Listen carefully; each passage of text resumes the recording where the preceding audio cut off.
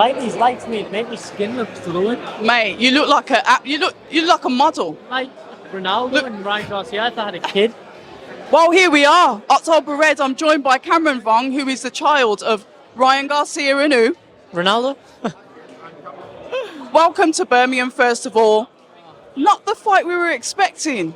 Talk to us, Cameron, before we get onto your very lively opponent, and respect for taking that fight. But talk to us about what happened with Jordan Flymm. Obviously, Jordan's got an injury now, so the fight's off. I wish him a speedy recovery. Wish him nothing but the best going forward in his career, but it is what it is. It's boxing, it happens. Frustrating times, but I've got a very, very tough test on Saturday night, and full focus on that now. You know, when you're in camp, and obviously you've got the idea of the person that you're going to fight, and obviously you're preparing for that. We've seen how important it is for coaches to understand the style of the opposing fighter. How do you then readjust, because you're going in against a very credible, this guy is potentially a banana skin Ofori. We've seen what happened with Callum French. He's somebody that he comes to win. He's not coming to take part and get paid. Talk to us about that short notice preparation, that adjustment that you've had to do, Cameron. Yeah, well, you've heard people like the greats of the sport say it before, like Floyd Mayweather and that. The best fighters have got to be able to adjust. Like I said before, I don't spend months and months and months sacrificing time and events away from my family and friends in Newcastle for the fun of it. And I certainly don't spend all that time away from my friends and family to say no to fights. So any name that got put to us, I would have said yes. I feel any 135, any 140 in the world, I'd be able to get in and hold my own with, because I believe in my skill set. Yes, it is a tough test. Some people may think it's a banana skin, but Saturday night we'll find out. And that's what we love about it. The thing is with you, Cameron, obviously you've turned over a really beautiful amateur pedigree behind you.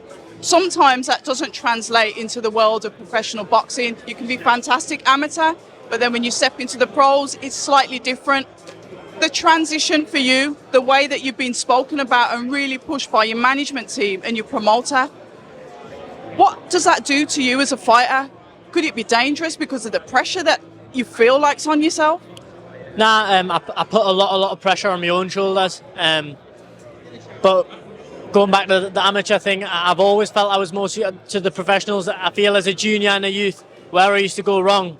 Obviously, amateur boxing, 3-3s, it's like a sprint. I used to start too slow, and I much prefer the longer rounds. I had to adjust my game, obviously, as a senior in the amateurs to win the ABA title and win the Three Nations, but I feel I've progressed nicely as a professional now, and I just can't wait to put my skill set on show in my first 10-rounder. You don't see many prospects going into 10-rounders in their fifth professional fight, so I'm very excited. I've had an unbelievable camp. I'm in a good place mentally, physically.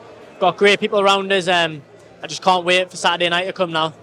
I've got a feeling that this fight is going to be a little bit of a battle of the jabs, because Ofori has got a very good jab as well, powerful, but yourself, the speed. It's a good match, and I just want to say thanks for taking it, because you don't have to take a fight like that. That is a risky fight. Yeah. At this level of your career, you're still building. Yeah, I am still building, but I'm doing great learning in the gym, and I feel it's what boxing needs. Boxing needs to get back to where it was, and the biggest fights need to be happening. And listen, I'll fight anyone on any given date. Just put them in front of us. As long as Jamie says yes, and Sam and the team are happy with, put me in with whoever. I don't care.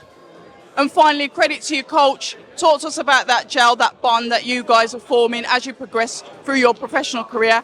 That is so important. And I will say that, reflecting on the fight that we had at Sellers Park, we saw Shane McGuigan in the corner of Chris Billum-Smith.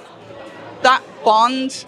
Talk to us about your bonds with your coach, Jamie Moore. Yeah, I've said it before and I'll say it again. They're not just coaches for me, they're family. I'm blessed to have such a good circle around us and such great people around us. I've learned so much these past few months, not just inside the boxing ring, but outside as well. And I'm just excited to get in Saturday night, and I'm ready to go now. I've had a great camp, a good long camp. And I'm just really excited to show everyone what I've been working on. Well, we're excited to see you back out. You are an exciting fighter, a powerful fighter, lovely at range. The damage that you can do to your opponents at range is really refreshing, because sometimes we don't necessarily get that until they're inside.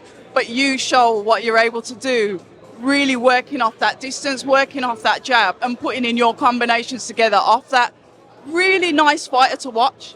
Nice one, thank you. I do like to think of myself as a bit of a technician in there. I like to stay on the outside and box and use my skills. Hit and don't get hit's the aim of the game, so I'm not there to be in dogfights, and you'll see that Saturday night. Yeah, I guess you got to keep that model face pretty, haven't you? That's it. Your words, not mine. Listen, all the best, and I'll see you ringside Saturday night. Thank you, Cameron, and all the best. Thank you. People say I'm toxic, and honestly, I don't care.